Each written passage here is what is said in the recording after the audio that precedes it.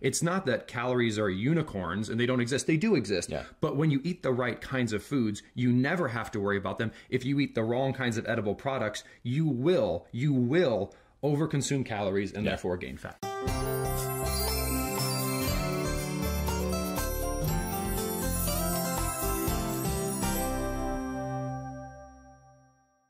Yeah, so even though counting calories isn't important, when you eat 600 calories that make you hungrier than if you hadn't. Exactly. That's a big issue. And so what else we have here is another super common snack that people bring on the road or just have around, which is a granola bar. And so this one isn't really marketed to be super healthy. I think people would pick this up as a treat. It's naturally and artificially flavored, wonderful. It's chocolate chunk.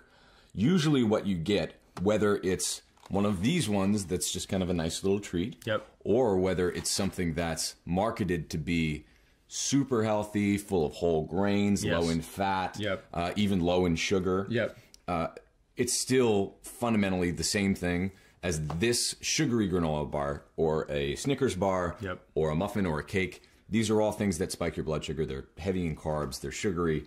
It's garbage. It's not something that's going to curb your hunger. Absolutely. You just kind of think that it does for the moment that you're eating it. And Abel, if I just highlight one thing here. So as a couple general rules, so I'm going to borrow, these are both from Michael Pollan, which if you haven't read his books, you absolutely should.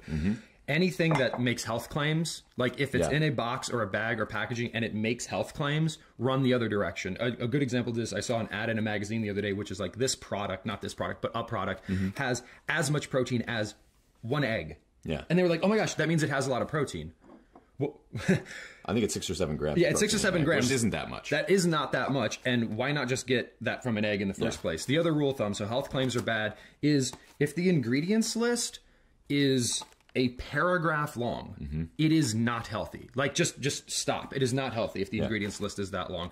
And I get a little bit amped up here, Abel, because a lot of these that are presented, some of the least healthy things in the world are things that claim to be healthy. And I personally... Get you ripped, get you jacked. Absolutely, right? Tone your thighs. So these bars here, again, this is the ingredients list. The ingredients list is a paragraph long. And these supposed protein bars have 28 grams of sugar in them. A can of Coke has about 28 grams of sugar in it. So again, taking a scoop of protein and mixing it with a can of Coke does not make the can of Coke good for you. This is basically a can of Coke with protein mixed into it. Yeah, it's a sugar bar. It's a sugar that happens bar. to have some protein. And by the way, the protein, principally, when you look at the ingredients, comes from soy protein isolate, which is the thing that gives you man boobs quicker than anything else on Earth. Soy protein isolate is something that has been claimed to be one of those health foods. Anything coming from soy is supposed to be a health food according to a lot of food marketers. The problem is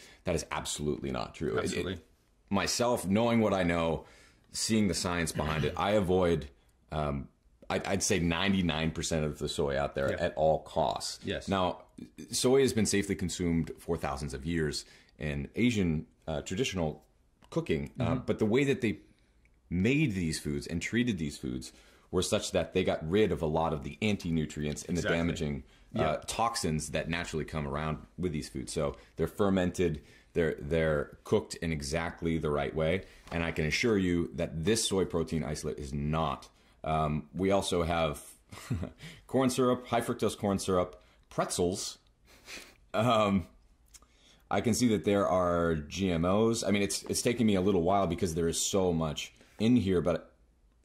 Well, just by way of comparison, Abel, so we're not saying that, any and all forms of, and there's, going to be exceptions to everything, right? Like this protein bar is not from the earth. It has not been around for 2,000 years, but sometimes, we gotta make steps in the right direction. So this is a Quest bar. And if you actually look at this bar, so that bar had 30 grams of protein and 28 grams of sugar. This bar has 21 grams of protein and 1 gram of sugar. So there's a 21-to-1 protein to sugar ratio. And if you look at the ingredients list, the actual ingredients list in a Quest bar is whey protein isolate, milk protein isolate, prebiotic fiber, which is fabulous for your gut health, almonds, water, unsweetened chocolate, cocoa butter, and erythritol. Yeah, that's the entire ingredients list. So these Quest bars, they're a staple for me when I travel, and they represent what a protein bar should, which is a minimum of 7-to-1 protein to sugar ratio. Yeah, and I'd say for something like a Quest bar, this is probably the best I've found of protein bars that are out there. For most people in most circumstances, unless you can find something that like exactly is a Quest bar with ingredients that are this clean, and I still don't agree with 100% of them, but unless you can find something like this, it's always better to go for real food first. Absolutely. This is kind of like an emergency food. It's always better to make sure that you do get your protein from some place that's reasonably good, and if you can tolerate whey, then this is a really good option for you. When it comes to artificial sweeteners like erythritol and some of the other ones, if you're just having them every once in a while in something like a Quest bar or another protein bar as a convenience, that's totally cool. But if you're relying on them constantly, we still don't have a lot of research behind a lot of even stevia. We don't really know what it does to us long term. The studies kind of go both ways. So just don't use these types of convenience foods as emergencies. Exactly. Not as your backup, and focus on real foods first. Yeah. But they can be a really powerful tool that will keep you away from the extraordinarily damaging foods like these. And this is one that a lot of people, I think if they're honest with themselves, have fallen for something like this. They're just like, I know, not to call her out, but my mom has a huge sweet tooth, and I have it too. You know, I got it from her, but whenever she would commute, she was a nurse practitioner, she would commute an hour and a half each way to work. Through the mountains and snow of New Hampshire. So it was a long trip. She would always have things on hand, and this was one that she often had on hand because it's M&Ms with peanuts in it, which are wholesome and, you know, like provide some bulk. But the problem is the same as a lot of these other ones. It's a lot of ingredients, super high in sugar, you know, 18 grams of sugar, 3 grams of protein, has GMOs in it, all sorts of artificial things and artificial colors. Some of them have been linked to cancer. This isn't even an emergency food. But when you look at what's on the back, you know, they still have health claims about why these sorts of foods are good, because it's low in saturated fat. It only has 90 calories. Right. It only has 90 calories in a serving. So, and the other thing to notice when we're talking about nutrition labels is if you have to look at, frankly, if you want to look at nutrition labels, because most of the food you buy is food and will not have nutrition labels on it.